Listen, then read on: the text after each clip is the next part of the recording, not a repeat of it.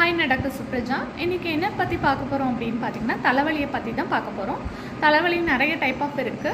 மெயினாக எல்லோரும் சஃபர் ஆகிறது 2 டைப்பால் தான் ரொம்ப சஃபர் ஆகுது. ஒன்று வந்து சைனஸ் ஹெட்டேக், இன்னொன்று மைக்ரேன் ஹெட்டேக்.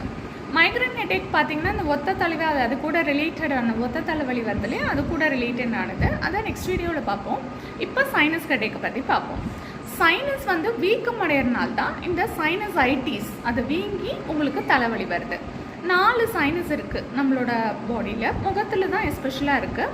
ஃப்ராண்டல் சைனஸ் இருக்குது, மேக்ஸிலரி, எத்தமாய்டல், ஸ்பீனாய்டல், அப்படி 4 சைனஸ் இருக்குது. மூக்குக்குள்ளே ஒரு ஸ்பீனாய்டல் சைனஸ் இருக்குது.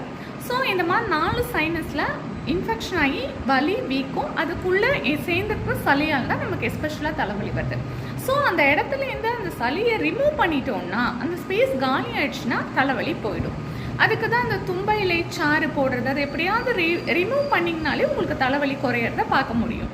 அந்த வீக்கம் குறைஞ்சதுன்னா தலைவலியும் குறையும்.